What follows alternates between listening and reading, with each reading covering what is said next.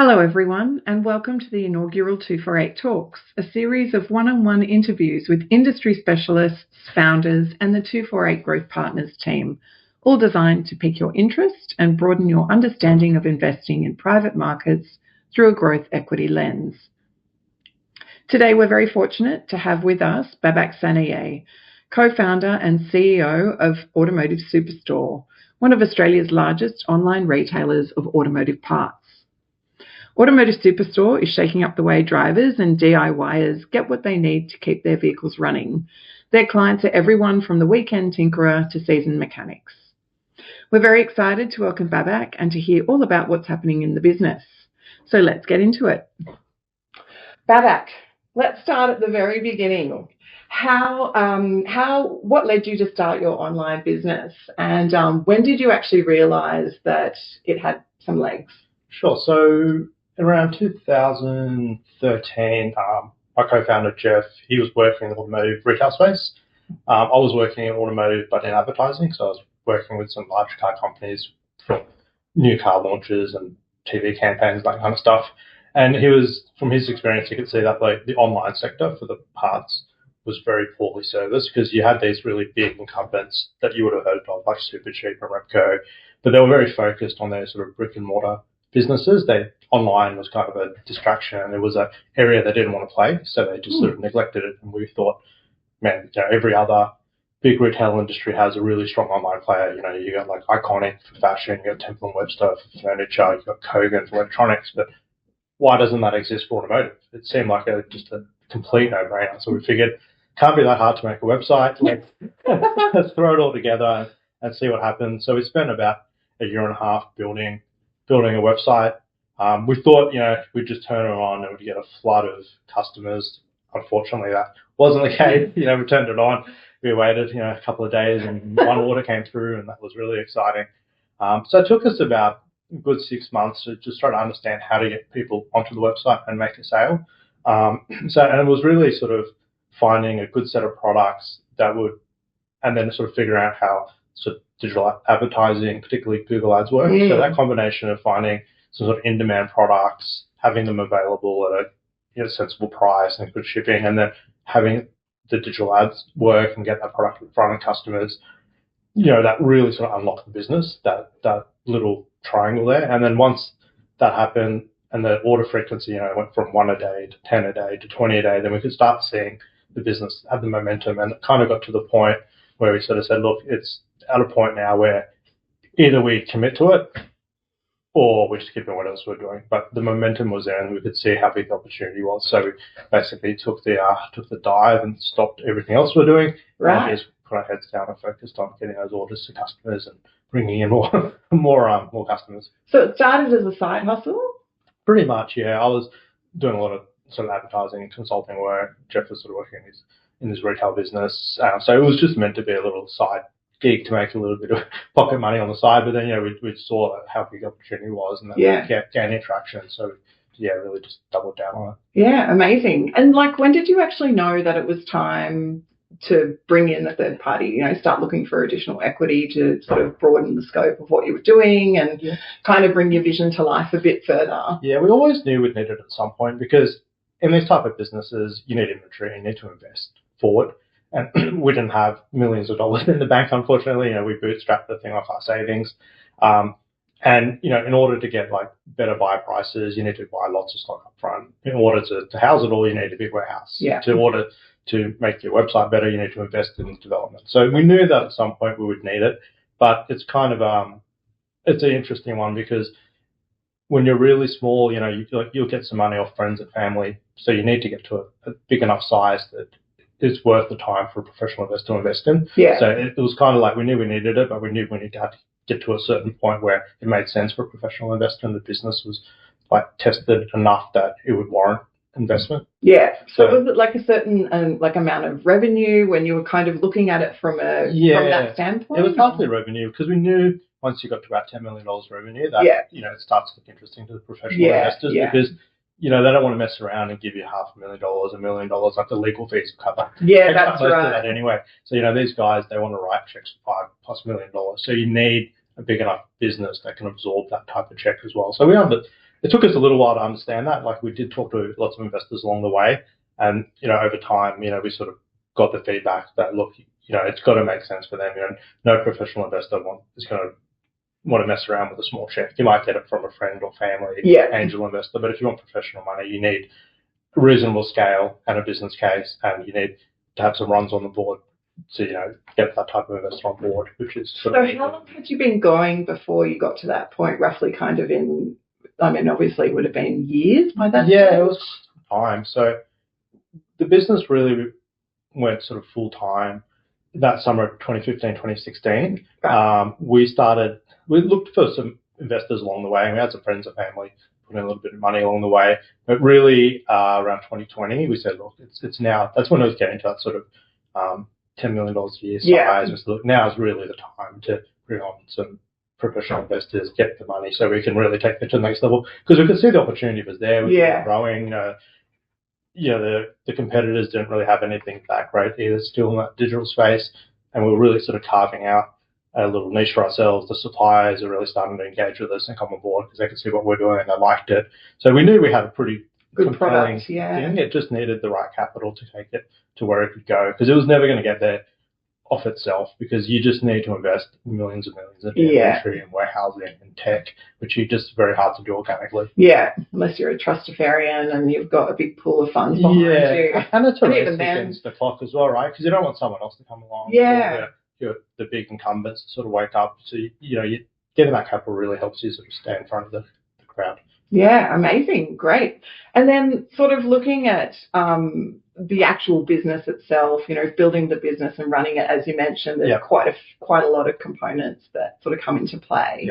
Some people might not understand really what the complexities are behind a business like this, but in terms of challenges that you faced, what would you say have been kind of the biggest ones really lifting? There's a few different phases of challenges as the business grows. Initially, the biggest problem you'll have is getting someone on your website and making a purchase. That's like the big hurdle. Once you've got that down pat, and once you start getting to scale, it's kind of like keeping up with it in itself, because once you start shipping tens of thousands of orders a month, inevitably you're going to have hundreds of warranty claims and returns, and someone in the warehouse might put something in the wrong box. So the operational side of the business actually does become quite complex, because it's very easy to receive orders on a digital platform, right? There's once you've built the website, you could receive 1 million orders, but you have to have the infrastructure to fulfill and satisfy that. Right. And that's quite complex and it's difficult, because unlike a digital thing, you can't just spin up another web server, right? You need to go hire people, train people, have all the processes in place, have the space in place. So it's a difficult one to scale as you're growing really quickly, because if you over-invest in that, you'll lose a ton of money. And if you under-invest, you'll make a whole bunch of people unhappy. So finding that balance and keeping the back end of the business, keeping up the front end is a very difficult balance. And did you work that out yourself, or did you find that did you bring in consultants who were specialists in the field? Did you, were you out there talking to people to figure out what the best way was? We always like to talk to other people. It's always good to get talk to someone who's done it. And we find that, when you build something and it's interesting and it's going somewhere, the doors open up to you, and a lot of people really, really like to help you. It's interesting. You talk to the CEOs of very, very, very large companies who probably shouldn't be wasting their time talking to you, but everyone's really, really nice, and they really try to help you. And so, we do get a lot of advice from other people in adjacent businesses, our investors as well. They connect to just a lot of people. We've brought in some consultants. But ultimately, no one knows your business as well as yourself. So, those things sometimes just unlock an idea or might give you a better way to do a process. But ultimately, there's just a lot of trial and error, and just putting in really good systems and processes. That's what helps more than anything, having the right tools. Yeah. So on the technology side, obviously we're talking about, a very high volume business. How much of a role has technology played in actually scaling the business itself? Yeah, well, it's a completely tech-enabled business, right? We're not a tech business. We're not writing software, but the business wouldn't exist without, obviously, technology. One thing I think we've been really good at as a business is that we've been able to get really outsized returns on our tech for the type of investment we make. I remember in COVID, Superchip did a press release like this, spending $200 million on their e-commerce and digital platform. So, multiple times more than what we even do in revenue, right? But we still can have a competitive platform with them, spending tiny fraction of what they do, because the DNA of the business is tech. We grew up on that stuff. We can do a lot, and when you're the founder of the business and you're in charge of that stuff, you don't have to ask for permission for 20 people and make 20 people happy and go through a whole painful process. You can just execute and get things done. And I guess having that sort of authority to do things and just get it done, it might not be perfect every time, but it's getting better. As long as it's better than what you had before, you get a lot of momentum and you build something that's quite compelling. So, I think the tech's been a huge competitive advantage for us. We've been able to sort of build a platform that competes with the biggest brands in Australia, but do it on a very modest budget. Sounds like it. In terms of the volume that goes through the business using that tech platform, just for our listeners, I guess it's just maybe a bit of an understanding of how many orders you do. Yeah, sure. So probably about 250,000 orders a year. Typical order has 3 or 4 parts, so we're shipping maybe 750,000 parts a year. Just automotive parts, right? Yeah, right. So it's quite a lot of that is a lot of parts. Out, That's a lot of spark plugs coming through. A lot of spark plugs, and wiper blades. I think that's really wiper kind blades of are very popular. Yeah.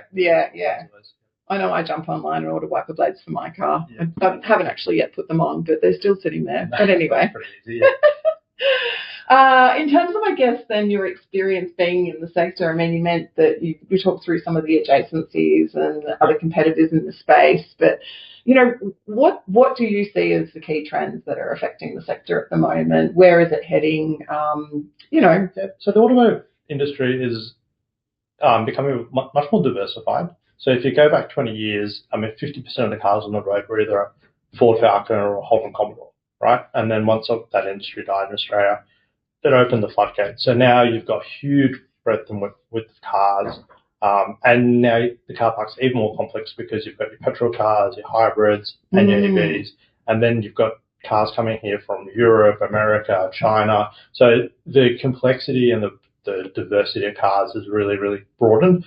And that makes it a lot more difficult for a more traditional business, because if you had a store in 2000 and 80% of the cars on the road were a Commodore or a Ford or a Camry, it's quite easy to stock for that because, most people have, and a lot of those cars have a lot of common parts, so it's quite easy. But now, because there's so much variation, you'll never be able to hold enough stock in the store to satisfy every single customer. So it's become, with the complexity of the car park, it's made it more compatible with e-commerce, because in e-commerce, it's very easy to have a very, very large catalogue. You can have every single SKU, and it's, you can hold it all in one big warehouse or order it in as you need, but you can't do that in a sort of brick and mortar store. You can only sell what you've got in front of you at the time. So that sort of really, really complex diversity of parts you need now has made the industry more complex, but it's sort of moved into a direction that's more aligned with our business. Definitely sounds like it. And in terms of, I guess, going on to the point about the range of vehicles changing, particularly with the EVs and the hybrids coming into play, has that changed the sort of products that you're stocking to a large extent? Not particularly for us. We sell some EV charging cables and things like that. The amount of EVs is still quite modest, as the percentage is not that high. The adoption is slow as well. Australians like their petrol and diesel cars. Every time I get in the car, I feel like I'm behind an EV. It depends where you live, right? Okay. But if you look at it on a percent basis, it's nowhere near even double digits of the total car sales. Yeah, right. Last time I looked. Actually interests me. Yeah, and look, hybrids are very popular. Yeah. And hybrids are kind of better in a way for us, because all of a sudden now you've got a petrol power plant and an electric power plant, so you've got twice as many parts in your car. So there's a wider range of things to sell.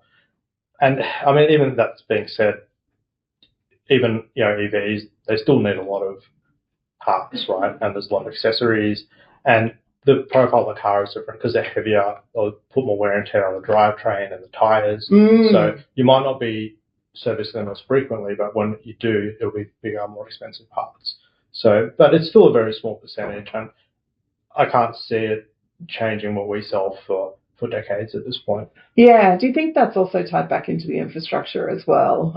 I'm always curious because, when you're looking at buying a car, you do sort of think about these things. It's like, well, like I said, I feel like every second car I'm behind on the road is an EV now. Yeah. But that is Sydney based. And I guess the infrastructure here is quite good. But I do often think in my mind, should I be buying my next car? Should it be an EV? Should it be a hybrid? Because that's the way the technology is going. But that is a difficult one because the technology is evolving very quickly. The vehicles also depreciate very quickly. It's kind of like a phone, right? Like no one wants the one that's 5 models old, so no one's going to buy it in the second-hand market. So, if it suits you, I mean, great, buy it if you like it. If you don't, then don't buy it. So, But I think you'll find that I think it's happening because you can see in second-hand car prices. A lot of people holding on to their cars nowadays as well. Even if you try to buy like a little runaround second-hand one, you'll struggle to find something under $10,000. So it's quite interesting what's happening in the second-hand car market with, the EVs tend to depreciate very, very heavily, but some of the popular sort of petrol cars are holding the value quite strongly. So, obviously some people really like those and don't want to change, and some people want to change. But for us, we just got to just see where it's going and just service the market with what it wants. We're quite lucky because what we do is digital. It's very easy for us to pivot and change our ranges to suit whatever the sort of future trend is. But from where we sit today, the petrol market still dominates. If you look at the best-selling vehicles, they're like Ford Rangers and things like that. They're still, the volumes of those are huge. Right. And the typical our customer, their car is several years old as well. So it's usually outside of the warranty period. Yeah. So, there's a huge tail of vehicles out there. And there's businesses around like that just specialize in. There was one that was bought recently called Rare Spares, and their whole business is just around selling spare parts for cars. Yeah, right. And their business does hundreds of millions of dollars in sales. So it's very, I think people struggle to understand how big the market is. Yes. Because, there's about 20 plus million registered vehicles just in Australia. Yeah. So that's a lot of parts. That's a lot of parts to service and maintain. Yeah, it's a huge industry. Yeah. It sounds very interesting. And then I guess in terms of looking at, staying competitive within that space, how do you make sure that you sort of keep up to date with, these other online retailers who, might be a bit more broadly set, like such as Babcock, Supercheap Auto. I mean, you mentioned before that during COVID they spent, hundreds of millions of dollars just on upgrading their technology. So how do you guys keep abreast of that and stay competitive in the space? I mean, those businesses, they were built in an era before the internet even existed. Yeah. Right. And those businesses, they're really built around their stores. And if you read about their growth, a lot of it comes from opening new stores. You don't hear many of them saying, we're going to close our stores. Yeah. So, their whole focus is driving foot traffic into that store infrastructure that they built. And they've spent, billions of dollars maintaining, but they're kind of trapped by that as well, because if they give that up, they're giving up that revenue. So they have to keep investing in a sort of an old business model. So our philosophy has always been, look, e-commerce over time, the percentage of purchasing is moving into that digital space. It really came forward during COVID and pulled back a bit. But if you look at the trend every single year, more and more people buying online, and that's not a trend that anyone's going to be able to reverse. As particularly the younger generations coming through and they've grown up on their phones, it's much easier to just jump on a website, click a few buttons, and the thing pops up. 2 days later, than if you walk into a store, particularly in our sector, because of that complexity in the car park and the variation. You might go in the store and they might not even have it in there anyway. Yeah. So then they're going to have to order it in, then you're going to have to go back. So it's quite a messy transaction. Yeah. So unless you're just going to buy something that's sitting on the shelf, like a bit of car wash or something very generic, it's not a great shopping experience anyway. So we feel that just our business model being built around the digital offering over time will overcome the structural, like the big physical footprint that they have, because structurally that's no good in 10, 20 years. Yeah. And I guess, given where property's going to, leases are expensive. Yeah. And then, you've got now AI. So, it's not unforeseeable that in a few years you could service nearly every customer, majority of your customer inquiries through an AI agent. Yeah. But if you've got a physical store, you can't ask someone to come talk to a laptop. to put people Be at in the front store. door. Yeah. Before you come in, please enter your query. That's right. But that's a cost, right? Yeah, 100%. That's a huge, huge cost for those businesses. So I think, yeah, with the more expensive real estate, this sort of transition to more AI, customer service and product discovery, the sort of the cost of running a physical store quickly doesn't become a big benefit. It becomes a big anchor. Yeah, oh, definitely. Yeah, I think you're seeing it more and more, aren't you? Yeah. So then looking, I guess, that we've sort of covered where you guys came from, Yep. you know, competitive advantages, how the business is set up, how you use technology, and the competitive advantage, you know, currently. What do you think is coming next in terms of, for you, like in terms of, I guess, your proudest milestone and then the growth from there? Yeah, I mean, for us, you know, sponsoring VA Supercar was quite a big achievement. You know, I used to watch that sport a lot when I was a kid, and then, you know, having your brand, you know, one of the biggest sports in Australia is, you know, a pretty big accomplishment that we're proud of. In terms of what I see coming forward, I mean, I think the AI thing is not just hype. I mean, particularly for digital businesses, where you know, you're doing a lot of customer interaction, but a lot of it's quite mundane. It's just like, hey, where's my tracking number? Or I can't log into my account, or will this part fit my car? I mean, these are all types of things that an AI agent can very easily do. Yeah. And can scale infinitely. Yeah. So I think that that's really exciting for e-commerce, because you're going to get, you know, these very brick and mortar retail businesses are going to have a really hard time competing with the type of service that a digital business is going to be able to provide. And I think that's going to accelerate like crazy in the next few years. And how do you see that then adjusting in terms of, you know, the human element of your business and what your staff are doing?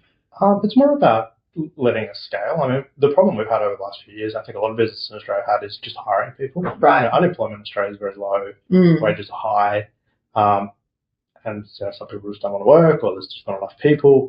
So, yeah, a big barrier for us, you know, has been multiple times just actually getting enough people to come and fulfill the demand that we've got, whether it's in customer service or in the warehouse or building out the back end. So I think it just helps with that labour demand. I mean, that's the problem that we see, and I've heard a lot of other business owners having the same problems, just finding staff. So I think for us, it's not like, hey, we're going to go fire people. This just means, hey, we can go and address more of the market and give better service to our customers. Yeah, and in terms of then adopting some of that technology, like, have you actually put some steps in place to grow and scale? What does that look like for you? Because I'm always really curious about how AI is actually being integrated into businesses. Yeah, I mean, like I said, like, there's a lot of interactions in our business that are very simple. Yeah. From customers. So we've started having them being answered by our AI agent, but we're still very much keeping the customer service people in the loop of that. Yeah. So it's really about, hey, here's a whole bunch of repetitive stuff that, you know, we get asked 100 times a day, and just silly stuff that, you know, some people are just lazy, they don't want to read.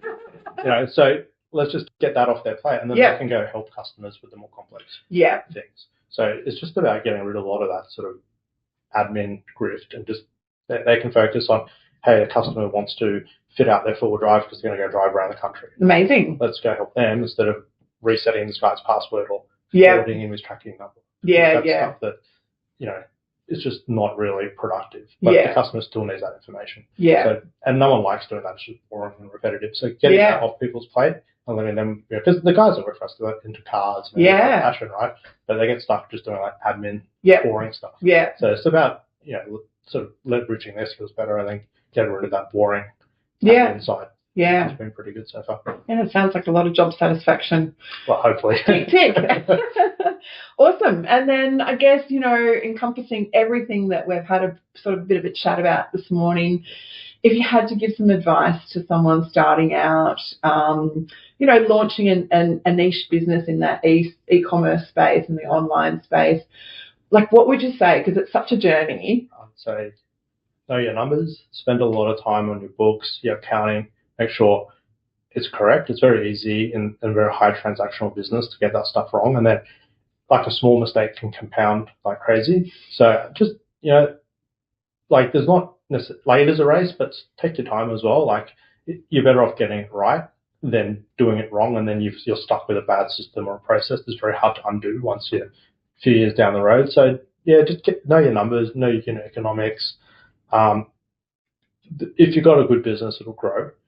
Don't sort of sabotage it by trying to take shortcuts. Just focus on getting the fundamentals of it right. Like e-commerce is just a business. So if you just have good business principles, execute them well, it's just a channel. And the technology is getting easier and easier. So it's just about, acquiring customers profitably, buying stock well, selling it well, not doing dumb things you would not do in any other business, right? It's not, e-commerce is not some special magical business. It's just, you're just transacting online versus some other channel. So just make sure you get your business fundamentals down pat. And have you found, obviously partnering with a growth equity investment manager, has that been really helpful? Tremendous. Because I think what happens when you run your own business, and you're not being scrutinized, you kind of just do things however you want. Right. But having some of that structure around and people who've got strong, particularly financial skills, and putting the processes in place really does help.